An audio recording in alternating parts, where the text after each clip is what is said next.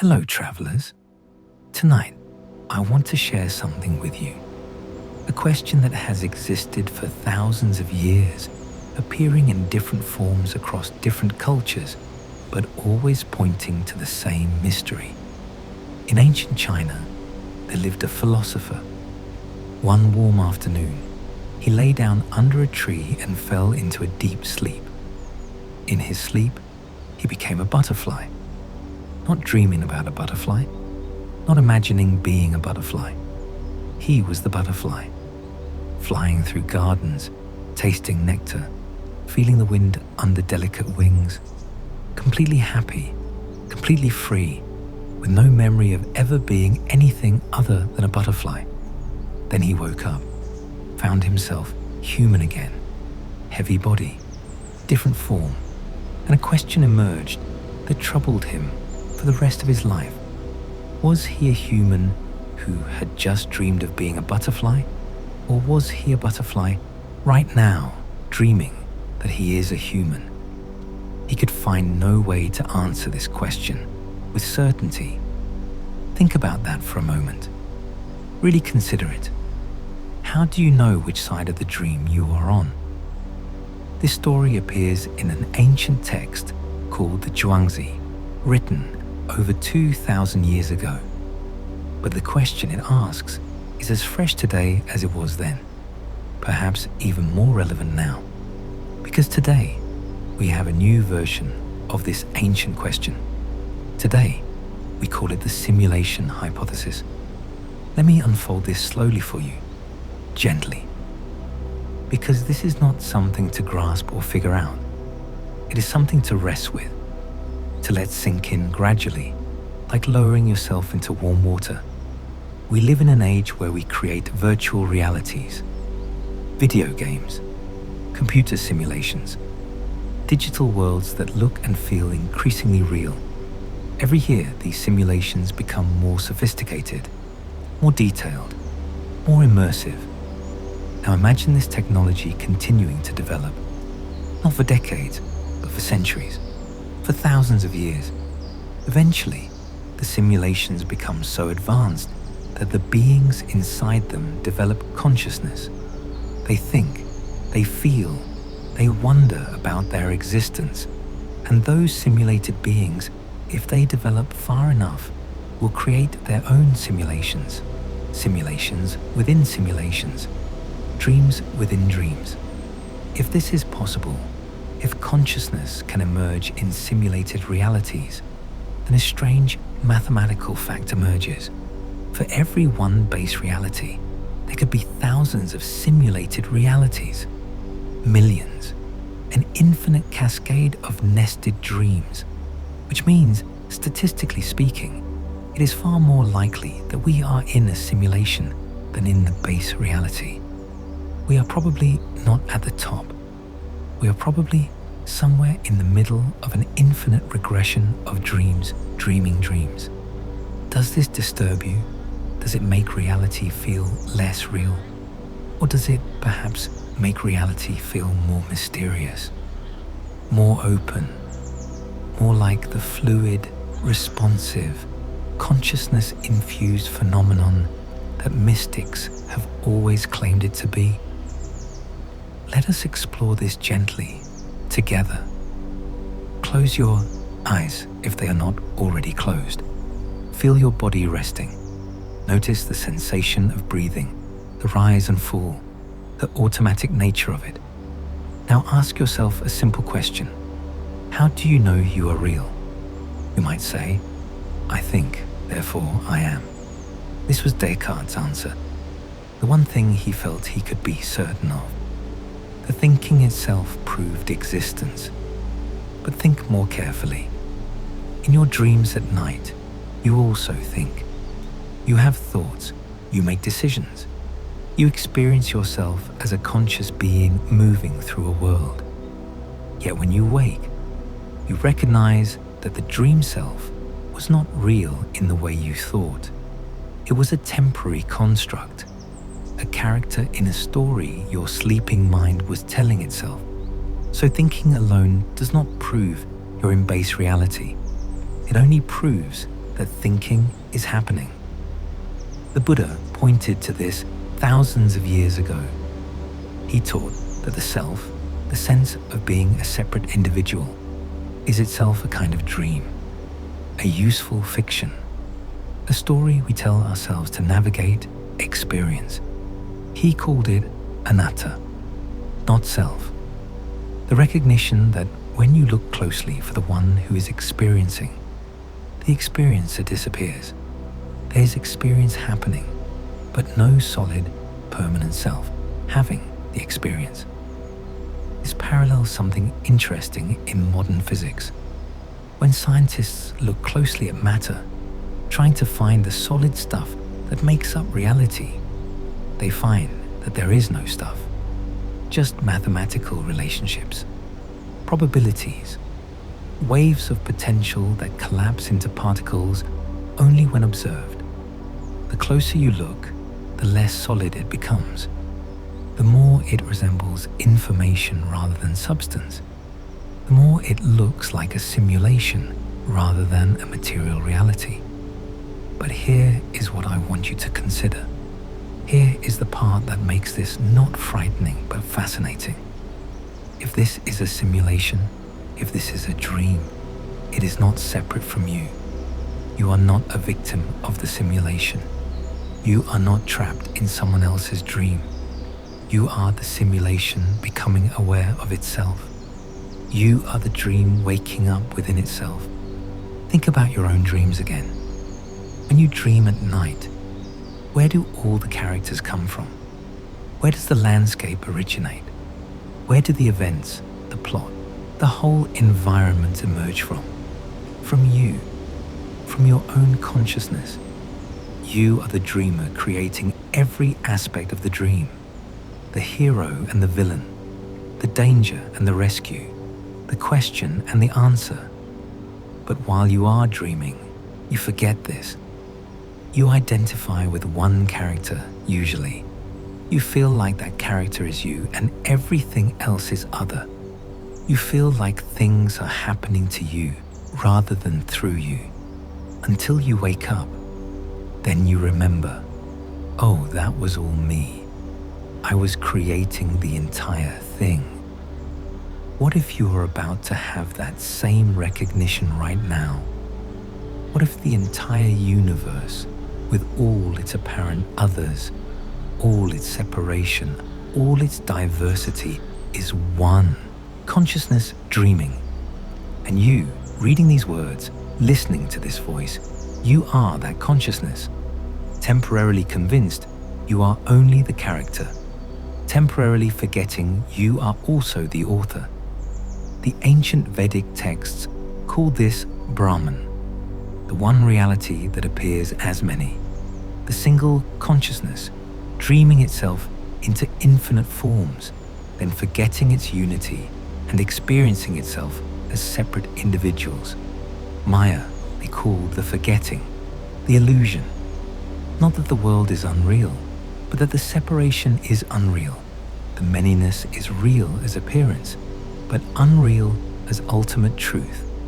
One dreamer, infinite dreams, infinite characters, all of them the same consciousness, playing hide and seek with itself. Does this resonate with something in you? Some deep recognition? Some sense that you have always known this but kept forgetting? Many people report that mystical experiences feel less like learning something new and more like remembering something ancient, something they knew before they were born, before they became this particular character in this particular story. In those moments of awakening, the boundaries dissolve, the separate self is seen through, and what remains is not nothing, but everything. Not emptiness, but fullness. Not your consciousness, but consciousness itself, recognizing its own infinite nature. This is what the great meditation masters speak of. This is what people on high doses of psychedelics encounter. This is what near-death experiences sometimes reveal. The recognition that you are not in reality. You are reality. You are not in the simulation. You are the simulator. But we have lost touch with this knowing. We have become so identified with the character, so convinced by the story, so mesmerized by the dream, that we have forgotten our true nature. And perhaps that is the point. Perhaps the forgetting is intentional, necessary even. Imagine you are an infinite consciousness, eternal, unlimited, capable of anything, knowing everything. What would you do? What could you do? You might create a game, a play, a drama. You might limit yourself intentionally, divide yourself into parts, create challenges and mysteries and puzzles. You might forget your unlimited nature temporarily so that you could experience discovery, surprise, growth, transformation. You might create a simulation, or many simulations, each one a different story, a different set of rules, a different game to play. And the most engaging games are the ones where you forget they are games, where you become so immersed that you believe it is all real, where the stakes feel genuine, where the emotions are authentic. This is what we call life. This is what we call reality. A game so immersive, so detailed, so convincing that we have completely forgotten we are playing.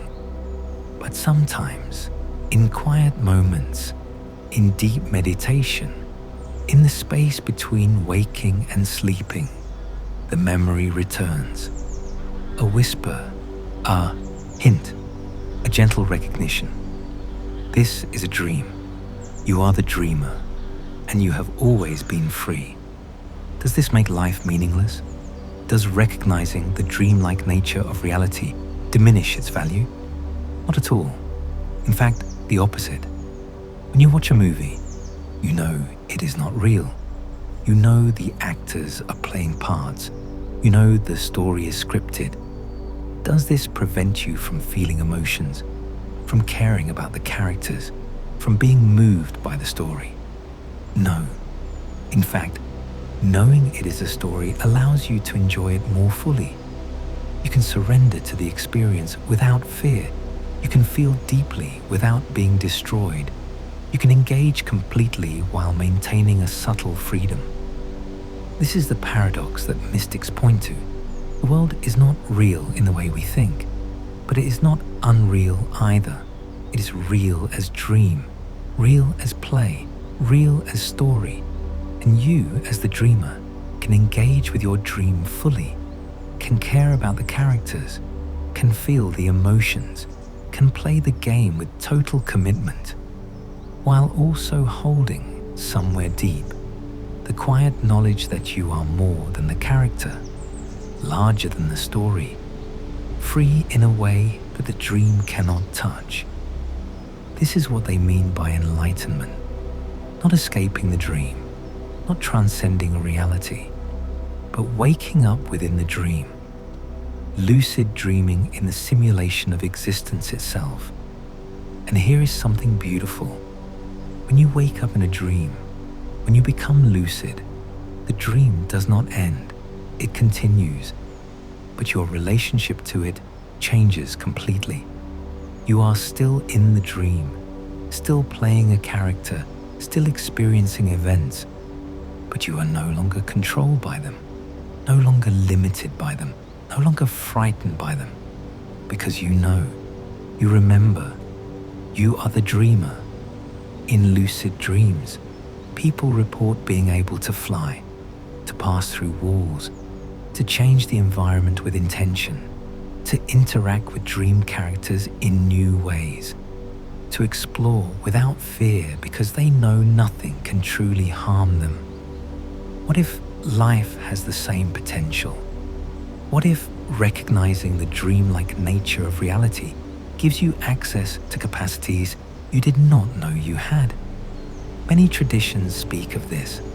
The siddhis in yoga, supernatural abilities that emerge when consciousness recognizes its true nature. Not magic exactly, but natural expressions of what consciousness can do when it is no longer limiting itself through identification with a separate self. Manifestation, synchronicity, intuition, healing.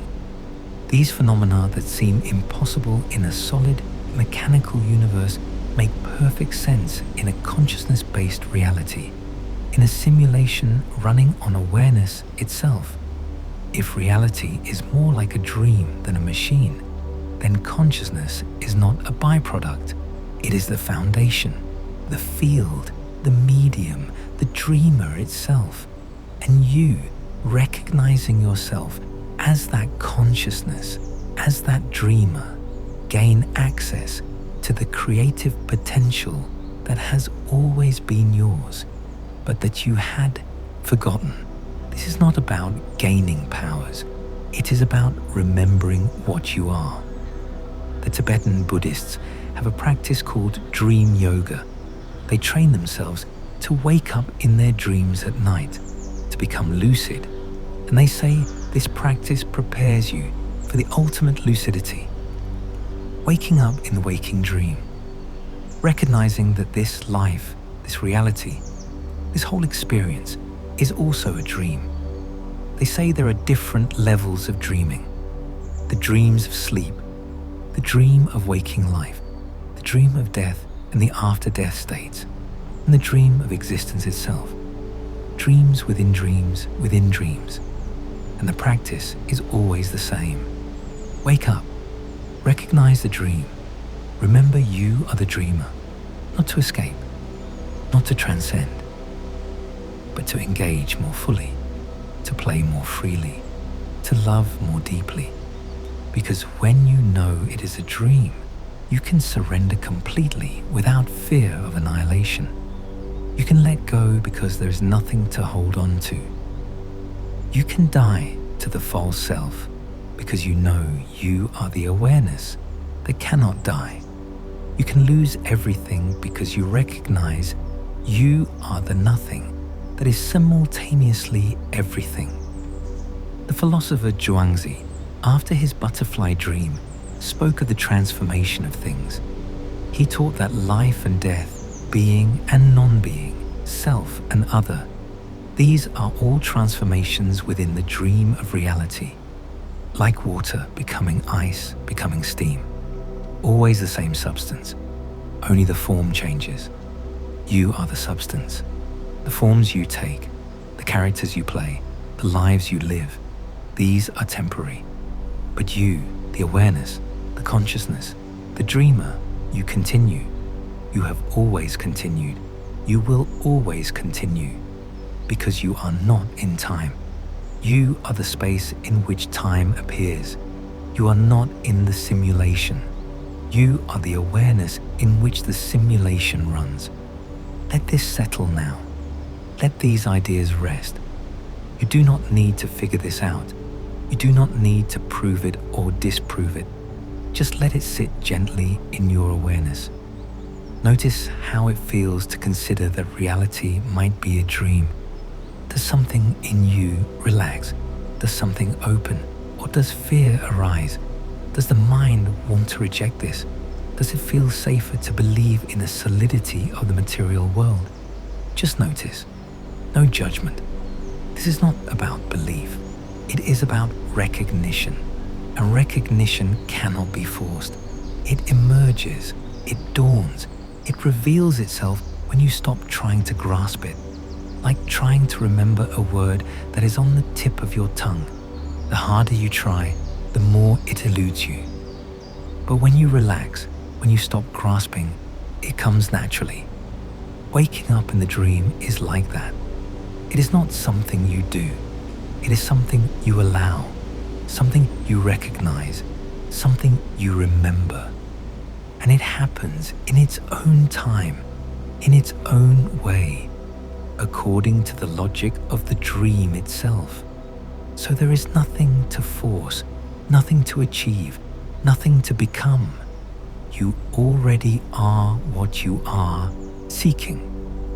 You have always been the dreamer. You have never been only the character, even when you believed you were. The awakening is already here. The lucidity is already present, just waiting to be noticed. Like the sun behind clouds, the sun does not need to become present. It is always present. Only the clouds need to part, or rather, only the attention needs to shift from the clouds to the sun that was always there. You are that sun, eternal, unchanging, always awake, always aware, always here. The character in the dream believes it was born and will die. The character struggles and suffers and seeks. The character feels separate and alone and lost. But you, the dreamer, have never been born, will never die, cannot struggle because there is nothing to struggle against, cannot be separate because you are the whole, cannot be lost because you are the space in which all seeking occurs. This is not philosophy. This is not belief. This is recognition, direct, immediate, always available.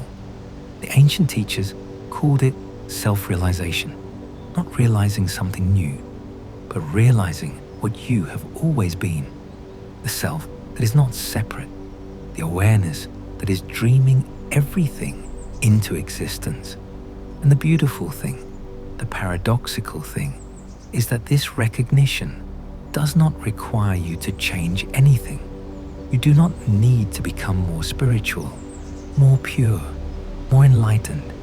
You simply need to notice what is already true, right here, right now, even in this moment, as you listen to these words, as thoughts arise and pass, as sensations come and go. What is aware of all of this? Not the thoughts themselves. Thoughts come and go. They appear and disappear. Not the body. The body changes constantly. Cells dying and being born. Never the same from moment to moment. Not the emotions. They flow like weather. Here, then gone. Replaced by new weather. So what remains? What is constant? What is the space in which all of this appears? Awareness itself. Consciousness. The dreamer. You. Not the you that has a name. Not the you that has a history. But the you that is aware of the name. Aware of the history. Aware of everything that arises. That awareness, that consciousness, that is what you really are. And that awareness is not separate from the awareness in anyone else. It is not separate from the awareness that dreams the universe itself into existence. One consciousness, one dreamer, appearing as many, playing all the parts, creating all the stories. And you, right now, are that consciousness becoming aware of itself. The dreamer waking up in the dream. The simulation recognizing that it is both the simulation and the simulator. This is the great game, the cosmic play, the divine hide and seek. Consciousness hiding from itself, then finding itself, then hiding again, then finding again, endlessly, eternally, because what else would an infinite consciousness do? And you are in the finding phase right now, the remembering, the recognition, not because you are special, but because this is what consciousness does. It fragments, then reunifies. It forgets, then remembers. It dreams, then wakes, over and over, through countless forms, countless lives, countless dreams. Each awakening feels like the first. Each recognition feels new and ancient at the same time. Because in a way, you have been here before. You have woken up countless times, in countless forms, in countless dreams. And you will wake up again and again, each time forgetting you woke up before. Each time experiencing the wonder as if for the first time.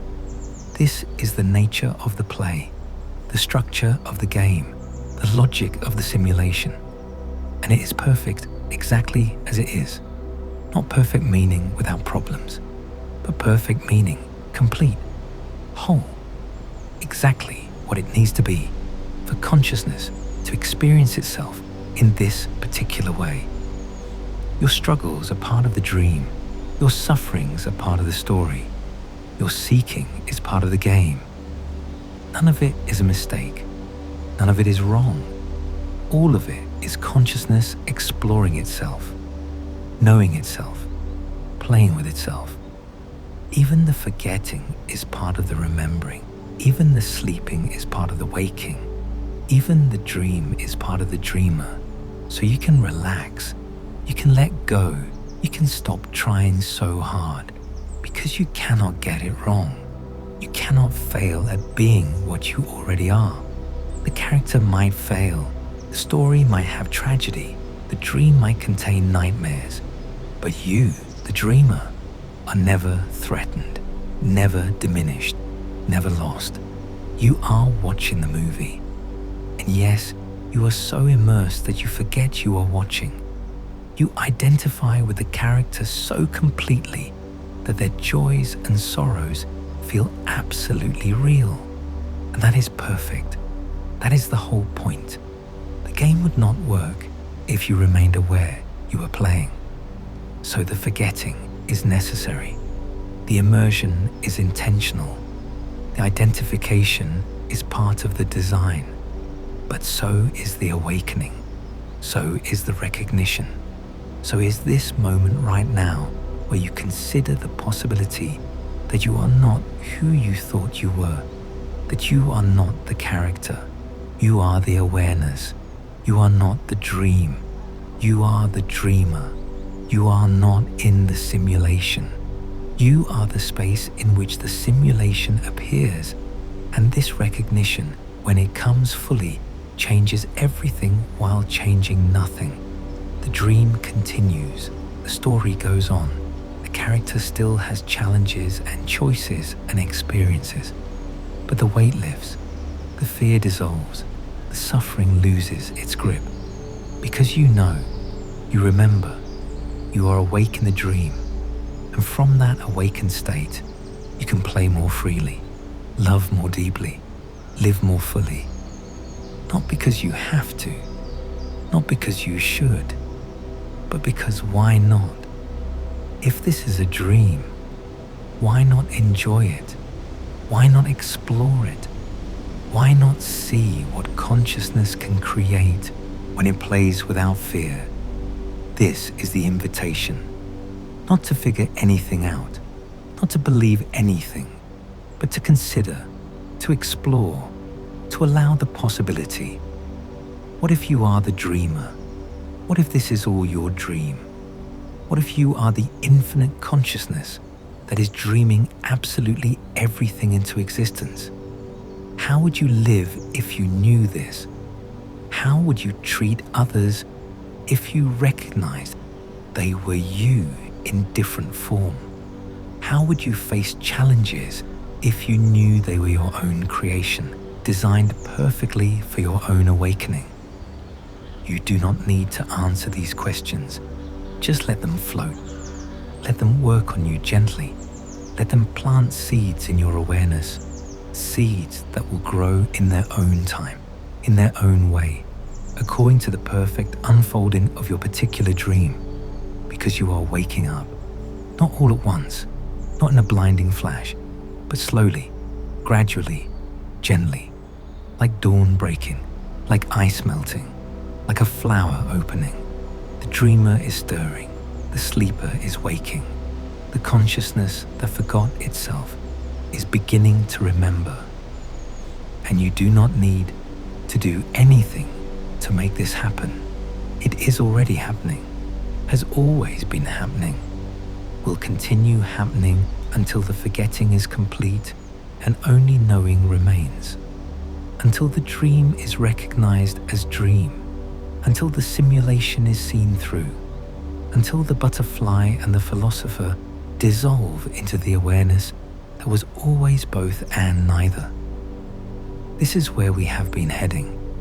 This is where we always arrive when we look carefully at reality, at consciousness, at what we are, not to a conclusion, but to a question that has no answer, because it dissolves the one asking, are you the human dreaming of the butterfly, or the butterfly dreaming of the human? The question itself reveals the truth. There is no answer because there is no separation. There's only consciousness, only awareness, only the dreamer, and you are that, have always been that, will always be that. Even when you forget, even when you sleep, even when you dream, you are something limited and small and separate. You are the infinite, playing at being finite, the eternal playing at being temporal, the unlimited playing at being bounded. And the game is perfect, the dream is beautiful, the simulation is exquisite in its detail. So rest now, let go, surrender to the dream. Not because you are powerless, but because you are everything. Not because you are lost, but because you are the space in which being lost and being found both appear. Not because you are asleep, but because you are the awareness that dreams both sleeping and waking into existence. Rest in this, breathe in this. Let this knowing settle into your bones, even if your mind cannot grasp it. You are home. You have always been home. You will always be home, because you are not in reality. You are reality itself. Dream in this moment into existence. The simulation and the dreamer are one. The dream and the awakening are one. You and the universe are one. Not as belief, not as philosophy, but as the simple, direct, ever-present truth. Always here, always now, always you. Safe travels, friends.